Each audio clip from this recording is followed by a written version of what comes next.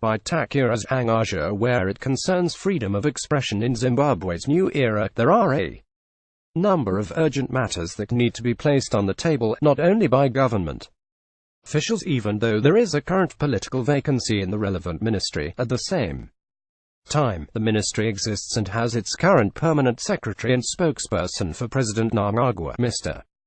George Karamba. George Karamba, in an interview with the Zimbabwe Independent, Karamba, as presidential spokesperson, explained his perspectives on media stories concerning the new cabinet and, wait for it, toward the end, his evidently strong views on any immediate calls for democratic media reform. His key reaction to calls for the same was as follows, to quote at length: "The only problem that I have is that the agitation for media reforms is prompted by transient calculations of elections due in 6 or 7 months. I am not an elected officer, I am a bureaucrat, and my reflex is to build a law that endures, a law that competently encompasses a sector. I cannot proceed on the basis of transient calculations. The state of Zimbabwe subsists ad infinitum, and the state is much more than institutions that make it. There are seismic changes happening in the media sector. It is futile hurrying to write a law which will prove perishable only the morning after. It is not difficult to discern a number of issues that emerge from these statements. The first being that the permanent secretary in the Orwellian Ministry of Media, Information and Broadcasting Services is not keen on any quick or far-reaching media reforms before 2018. Harmonized elections, even if he is only a bureaucrat who, it turns out, was the author of a discontinued, controversial but far-reaching weekly column in the Herald Daily newspaper. The other side with Nathaniel Manheru. Remember that ominous statement, Chine Vino Vacho Chinhuichi, and therefore probably has a great deal of political influence in what has been referred to as Zimbabwe's new era. So his statements as the senior civil servant in the ministry responsible for the media should be taken very seriously, not in order to massage his policy-making, ego or gatekeeping role for Mnangagwa's government. He is also the official presidential spokesperson. Instead, it should be in order to advance media freedom, diversity, and the cornerstone democratic rights of every Zimbabwean to freedom of expression, conscience, and access to information. All in sections 60, 61 and 62 of the Constitution respectively, but in the aftermath of the military-wear veteran intervention on behalf of ZANU-PF, and the intention to control the mediums of access to information as announced by now Minister of Foreign Affairs and more recently retired Lieutenant General Sibusiso Moyo, when he asked all journalists and media houses to report responsibly. There is an urgency to reposition the media and media freedom as a fundamental public concern of the Mnangagwa's political era.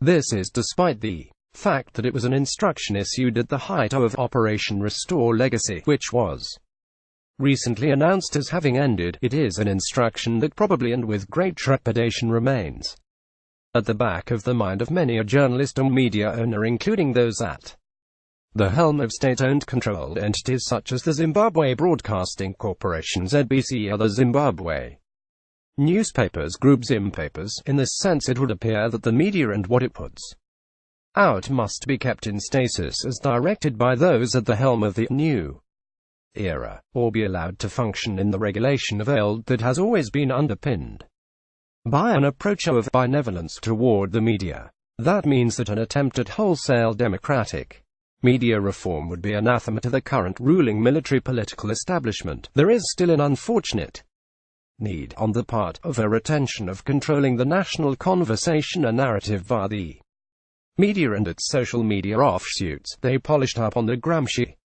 Such a control includes stalling any anticipated media reforms and ensuring that a dominant popular any change is good, or give the new leaders a chance narrative is placed in the public domain. The latter would include ensuring that the broader public is persuaded that the military intervention is not viewed in a negative light and that it presents the changes that occurred in the ruling party as not only a change for the better, but the only change that was and is currently a better, if not a best, option. That is why where the mainstream media will not play ball. There has been and will be the pursuit of popular alternative avenues such as social media influencers, and also the creation of platforms that will rise to hegemonic popularity such the military. Political change of consciousness is artists as exemplified via music band songs that place the military at the center of not only popular musical entertainment but also public acceptance of the establishment's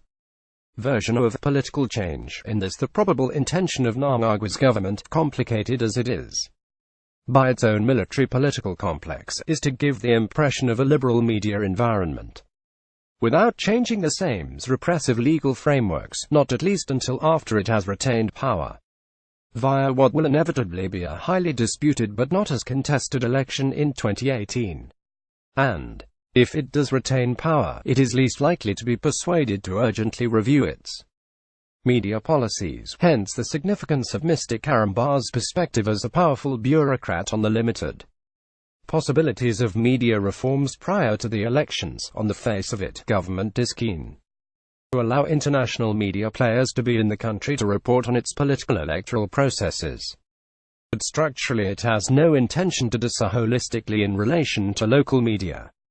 So there will be no new era of free expression in and of itself, except when one is talking about the economy and reflecting what would be a national will acceptance of the status quo as led by the military political complex that is SANU-PF. What Karamba does in his interview statements is to throw down the gauntlet on stalling media reform and thus presenting a direct challenge to Zimbabwe's media stakeholders, be they media freedom activists, non-governmental organizations, state or private media companies. And he also does this at the general public in relation to the extent that media freedom is a popular issue, one that Zimbabweans may not be as concerned about as they should. If they are going to contradict his opinion and policy making influence, they had better do so with strong democratic values, principles, technical knowledge and policy alternatives are for democratic, decriminalized media in Zimbabwe, and it's not going to be easy.